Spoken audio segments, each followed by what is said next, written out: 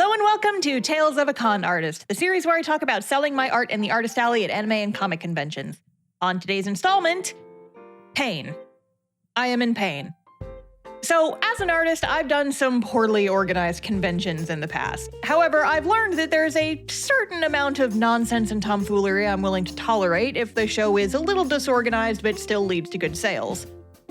Galaxycon Austin is not one of those shows. And here's a fun fact. I wasn't originally planning on doing one of these videos about Galaxycon. I figured it would be a small first-year show and I wouldn't have a whole lot to talk about. Oh, I was wrong. I was so wrong. This script is 10 pages, single-spaced, 11-point font. There is a lot to talk about. So let's discuss the rather interesting experience that was Galaxycon Austin from my perspective as one of their Artist Alley artists, talk about how they can improve for the next year, and why I, personally, will probably never be going back. But first, real quick, let's do Hey Star, What You Drawing? The art in the background is the art I did for my webcomics August Mail Club set. It's unfortunately no longer available as August has ended, but you can get this month's set, as well as any future Mail Club art, by joining my Patreon at patreon.com/castoff. And if you'd like to know more about the characters, you can check out my free-to-read webcomic Castoff at castoff-comic.com. Links for both of these are in the description. All right, with that out of the way, let's talk about Galaxycon. So let's start with a little bit of background first. Galaxycon as an organization has existed for a while and has multiple shows throughout the year in different cities in the US. Galaxycon Austin is new, with this year being the first year they've done a show in Texas. I was originally interested in this show because I've been wanting to break into more Comic-Con style shows rather than just doing anime conventions. A lot of my shop inventory is focused on D&D and video games, so I figured that there was potential for me to reach new audiences by trying out different types of cons. And I figured a local Austin show would be a good way to start easing into Comic-Con style shows. However, there was rather immediately a problem. Galaxycon Austin would be taking place over Labor Day weekend, which happens to be the same weekend as San Japan. If you're not familiar with the Texas convention circuit, there's another con called San Japan that happens in San Antonio over Labor Day weekend every year. And San Antonio is only about an hour-and-a-half drive south of Austin. San Japan is very well established, has been running for over a decade, is one of the biggest anime cons in the state, and also happens to be my favorite convention in Texas. I've done the Artist Alley at San Japan once before, back in 2021, and it was one of the best shows I've ever done. However, San Japan's Artist Alley is extremely competitive to get into. They get hundreds of applicants every year, and the selection process is a lottery, which means it's completely random who gets in and who gets rejected. The one year I went, I got extremely lucky when they opened a few last-minute slots right before the show to replace a few cancellations. So, while I would have definitely preferred to go to San Japan, I figured that I could apply to both San Japan and Galaxycon, see which ones I got into, and make my decisions based on that. If I got into San Japan, I'd go to San Japan, and if I was rejected, I'd have Galaxycon to fall back on. So when Galaxycon Austin opened their applications, I submitted mine not expecting an answer for a few weeks. But to my surprise, I got my acceptance the very next day. And they immediately charged my card for the cost of the table. And I'll admit it, I was pretty bummed about this. I didn't even get a chance to apply for San Japan before the choice was made for me. I could have applied anyway and tried to get a refund for Galaxycon if I made it into San Japan, but I had a feeling that they'd fight me on it and not want to refund me. And the Galaxycon table was expensive. Over $300 for a first-year con is ridiculous. Even most well-established conventions I go to are closer to $200 for the weekend. Anyway, since the chances of me getting into San Japan were slim, I figured I'd just bite the bullet and try out Galaxycon. With any luck, it might actually be a good show, and who knows, it might even be just as good as San Japan. The foolish coping delusions of my innocent younger self, they will haunt me forevermore. Now, granted, there were a few things that were giving me hope for Galaxycon. Despite the fact that it was competing with San Japan, the guest lineup was stacked. They had tons of movie actors, voice actors from anime and games, even a few pro wrestlers, which was interesting. But I figured that even if the con was newer and not as established, the guest list might help bring in the crowds. In addition, the con had obviously been doing a lot of advertising. I saw attendees carrying around Galaxycon bags at almost every Texas convention I attended this year. So they were obviously advertising at other cons to boost their numbers, which, again, was promising. But, well, we'll get into it. So day one of Galaxycon finally rolled around, and I was ready to head over and have a good weekend. I live about an hour and a half from the downtown venue, but figured it was close enough that I could drive in each day. It would use a lot of time and gas, and because the con closed at 8 p.m. each night, I wouldn't end up getting home until nearly 9:30, but it was still cheaper than getting a hotel downtown and paying for a cat sitter. So I drove in, found some parking near the convention center, and almost immediately problems arose. See, before the convention, they were letting folks reserve a load-in time at the convention center loading dock, which was convenient. But I figured that since all my stuff fits inside 2 suitcases, I didn't need to use the loading dock and could just walk my suitcases from the parking garage across the street into the convention center. Well, I parked in the parking garage and then realized the parking garage had no visible elevator. To be fair, I found out later there was an elevator, but it was hidden behind a brick wall near the stairwell and there weren't any signs indicating where it was. And like hell, I was gonna lug 2 65-pound suitcases down 3 flights of stairs, so I didn't even walk in that direction. So I ended up just walking down the entire parking garage, which was some fun little exercise I didn't need to do in the heat. Once I got out of the parking garage, I crossed the street and found myself at the corner of the convention center. Now, the easiest way for me to get into the building would have been to turn left, walk about half a block, and go in through the loading dock. However, I didn't know where the loading dock was. There were no signs, no indication of where people were supposed to get inside the building, no nothing. So instead, I ended up just opting to go straight and walking almost around the entire building, looking for some sort of signage showing where the hell I was supposed to go, dragging my 2 suitcases with me, already sweating because it was noon in Texas in the summer. Again, there was no signage, no one to ask where I was supposed to be going, no nothing. I tried to get into some of the doors, but they were all locked, so I just continued my trek around the entire convention center. Eventually, I finally found an entrance door that looked promising, with a few folks already standing outside and waiting for when the convention would open in a few hours. I poked my head in and asked the volunteer standing inside if he knew where the vendors were supposed to go in from, and he said he didn't know but would ask and ran off to find somebody. As I was waiting for him to come back, a pair of older folks walked up with a rolling suitcase and what looked like a tripod stand and a carrying case. Very obvious signs of some sort of artist or vendor. So I asked them if they were vendors too, and they said no, they were special guests, and showed me the badges they must have already gotten elsewhere.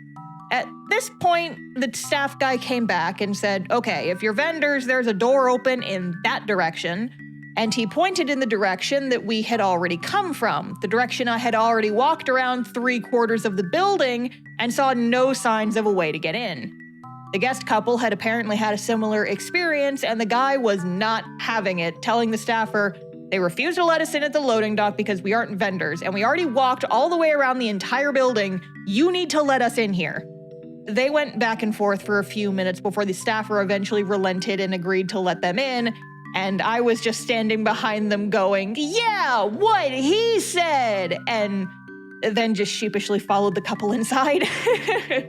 Once we were inside, we were directed around to the main part of the convention, where we found the main entrance doors to the exhibit hall and came in that way. I never found out the name of the 2 I came in with. I assume they must have been comic artist guests, but I never ended up seeing them again that weekend, so it's a mystery who exactly they were. I even went up and down the comic guest part of the con and never spotted them, so who knows. I did hear rumors that some of the guests were mad about how they were treated and left early. Maybe that referred to them or some other folks. I have no idea. If they happen to be watching this, though, thanks for helping me get inside the building. Anyways, I got into the exhibit hall and wandered over to my booth. The con had posted table assignments online beforehand, so I knew my booth number was row E, table 3. But the rows in the artist alley weren't labeled, so I had no idea which row I was actually supposed to go down. The only indication of what row I was on were some little paper signs sitting on the still unoccupied tables with people's names and the table numbers, so I basically just had to go down an aisle, check whatever sign I could find on any empty tables, keep walking a little further, check the next sign I could find, repeat forever. So imagine my surprise when, after this weird little scavenger hunt, I finally got to the row where my table was supposed to be and found someone already set up in my spot. The guy was there and we struck up a conversation, me trying to figure out if maybe I was still in the wrong place or the wrong row. He said that the spot he was set up in was E3, which was supposed to be my spot according to the website, but that one of the coordinators had specifically walked him to this spot and told him to set up there. We both puzzled over this, but I figured that maybe something had happened and went to talk to the Artist Alley staff. I got my badges, and the envelope they came in was labeled E3. My badge said Table E3. But apparently there had been some kind of shuffle the night before the con, and now I was supposed to be across the aisle at booth D10. Like, I didn't mind moving. It's not like I had a primo spot and suddenly had to move. But why they moved me so last minute? It's weird. So anyway, things get sorted out. I finally figure out where my table is, and I start setting up, only to have my ears blasted out multiple times because they were testing the sound system and had the volume turned up way too high. At one point, someone recognized me and wanted to say hi while I was putting my booth together, and the intercom suddenly started blaring country music so loud I couldn't hear a word the guy was saying. We ended up just standing there, smiling at each other awkwardly, waiting for the music to stop. And it went on for so long, we ended up just kind of giving up on having that conversation. Country music ruining my chance at socializing. Thank you, Yeehaw Tunes.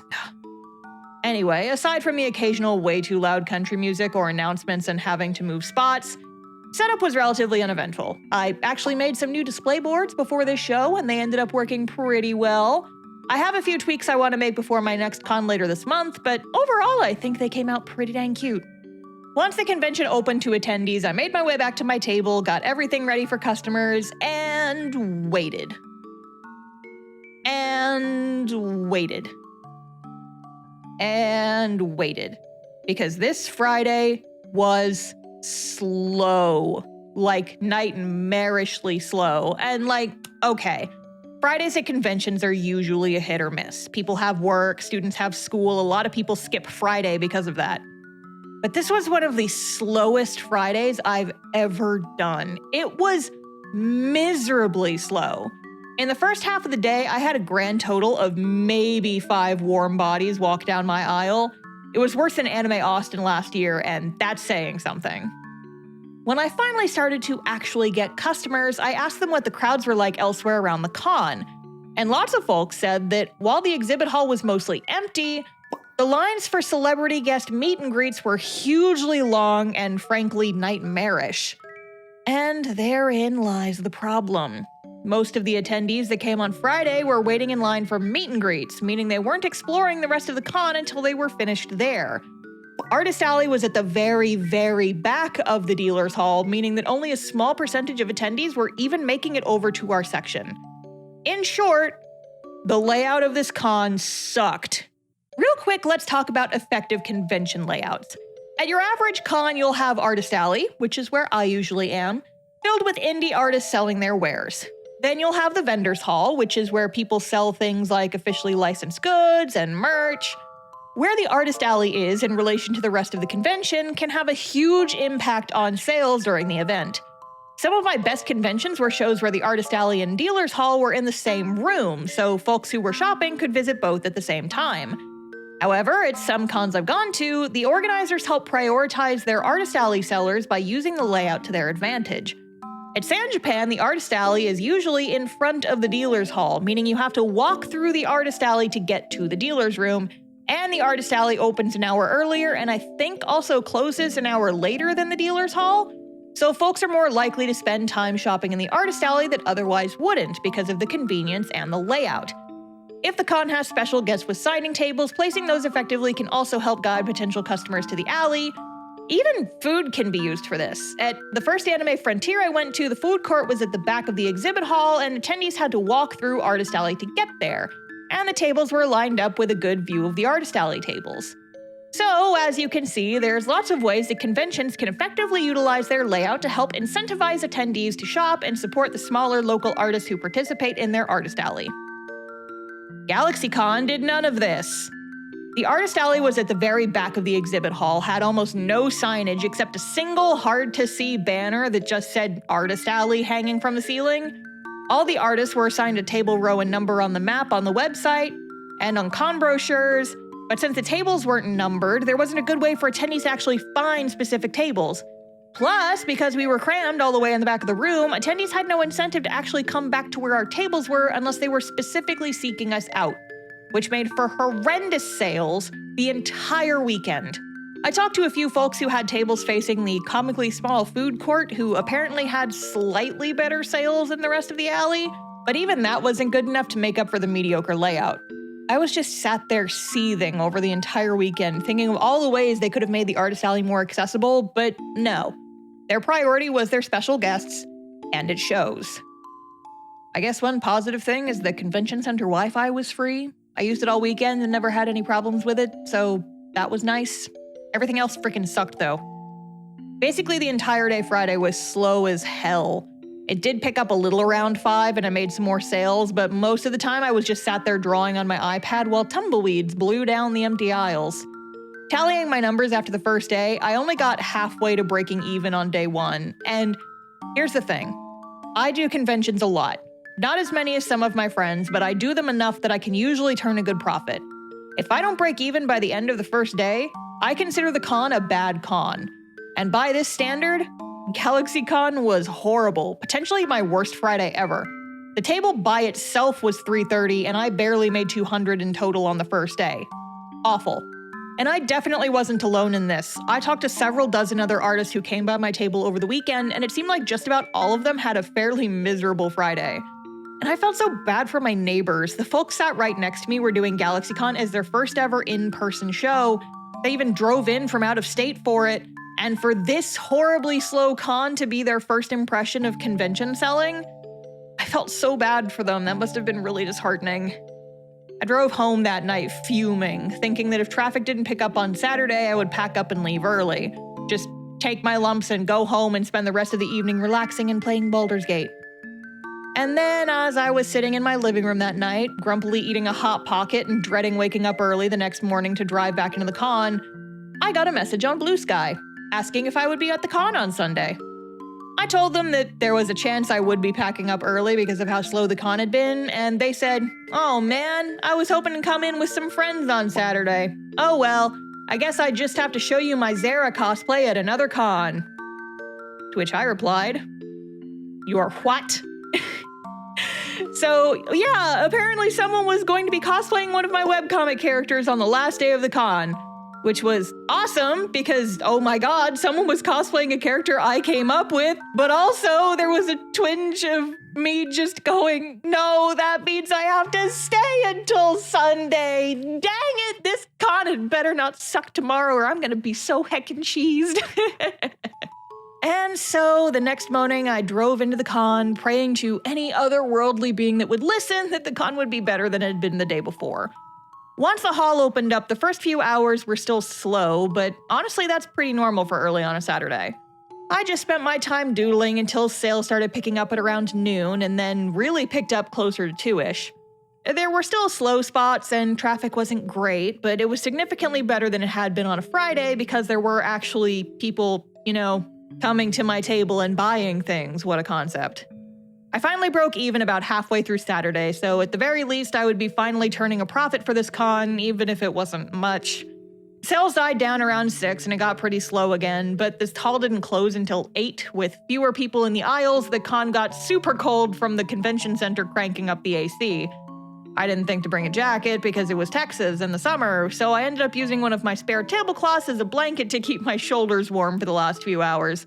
It looked kind of goofy, but it was better than suffering through the frigid AC all evening. Over the course of the day, I talked to a ton of attendees and asked them for their take on how the con was. I knew at this point I would be making a video about the show and wanted to hear what the con had been like for the average person, and if it was as miserable for them as it had been for artists. The biggest complaint I kept getting was about the line to get inside the building. Apparently, they only had 3 metal detectors at their chosen main entrance, and it was taking forever to get people inside. The line wrapped around the entire convention center twice, and I even heard a rumor that the city had to get involved because the lines were spilling into the roads and people were passing out from heat exhaustion. What's worse is that the Austin Convention Center is pretty big, and they could have easily made it so the line was inside the building instead of outside in the 100-degree plus heat. But no, everybody had to wait outside in the heat with barely any shade for up to 2.5 hours just to get in. The only way to get water in the line was a single little water dispenser near the con entrance, and once you got inside, the water fountains were almost all broken, and the food court apparently ran out of water bottles on Saturday. Great organization, guys. Great way to treat your attendees. Another complaint I got a lot was that there weren't any good seating areas at the con. There were maybe 4 or 5 tables in the food court area for a con that had several thousands of people attending. Lots of people had opted to just sit on the floor against the walls, which is fine if you're young, but the lack of seating was a big complaint I got from older attendees I talked to. Lastly, a lot of folks said that aside from 1 or 2 celebrity guest panels every day, there wasn't much else to do. The programming schedule was super bare bones. I actually looked through the list of panels the day before the con and was surprised at how sparse it was. 90% of the schedule was guest photo ops, with hardly any other actual programming for attendees to go to. Horrible line management, terrible layout, lack of hydration stations, lack of seating, lack of panels, general lack of organization, a winning combo for a very bad con. On the other hand, most of the attendees I talked to did say that they had a good time. Despite the long lines and all the other problems, folks talked about how nice the meet and greets were, and it was nice once you actually got inside the building. So I think the con has potential to do better if they learn from their mistakes this year. But like I said, Galaxycon as a convention entity has been around for a while, so you'd think they'd have a better grip on how to avoid these types of problems. Anyway, the end of Saturday rolled around, and I did well enough that I decided I could stick it out for the last day. I checked my Square app, and based on my earnings report, I made over 4 times as much money on Saturday compared to Friday. Still not fantastic earnings, but at least I wasn't going home in the red. Oh, also, one last random note. My favorite conversation I had on Saturday was when a teen and their dad were looking at my pins and saw my Ask Me About My Ships pin.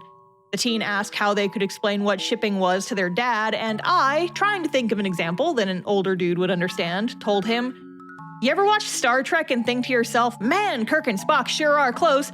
What if they kissed, though?" That's shipping. And it got a very good laugh out of him, so I like to think that I did a good job at that conversation. Human interaction success, let's go! And then came Sunday, the final day. The con had turned around enough that I was still willing to go in on the last day, but it ended up being almost as slow as Friday at some points. Nothing terribly eventful happened. It wasn't as dead or as slow as Friday was, but the crowds were definitely slimmer than Saturday. In fact, I'm sitting here typing the script on my iPad on Sunday because it's so slow I can get a few paragraphs out between people stopping at my booth. And yes, the Zara cosplayer did eventually come by my booth, and I may or may not have screamed, "That is my guy! Oh my god, look at him, he's real now!" I've now had 2 cosplayers from my webcomic come and meet me at conventions. This is wild, life is wild. How is this my life? Well, how did this happen? Oh my god! Anyway, aside from that, nothing too much to report about Sunday. Just a kind of slow, chill last day. I ended up packing up and leaving about an hour early though, because I got kind of bored and wanted to go home. Some conventions will get mad at you if you leave early and may even blacklist you from attending future shows, but in this case, I'm probably never coming back to this con again, so I didn't care. I packed up all my stuff, rolled my bags back to my car, and drove the heck home. And so ends the first and likely last Galaxycon I will ever do. So yeah, overall, Galaxycon Austin, bit of a mess. I've certainly heard of shows that were managed worse, and yeah, could have been worse. But there were enough frustrating aspects to it that made an extremely aggravating show to sell at, and unless some pretty major positive changes happen in the next few years, I'm likely skipping this one for good. I've already talked about some of the ways the con can improve, but just to summarize at the end here, Change the layout, show some love to the artists and vendors and attendees, and don't just spend your entire budget on your special guests. Rent out more of the venue so the lines can be inside the building and people don't die in the heat. Have more than 3 metal detectors at the entrance so people can get through the lines faster. More signage so people can know where to find things easily, especially in Artist Alley. Maybe have some sort of ticket system so people aren't just waiting in autograph lines all day and can actually go walk around and shop. Don't hold the show the same weekend as other big conventions in the state. And mostly just be more organized. I think the con has potential, but it needs a lot of improvement before I'd even think about going back.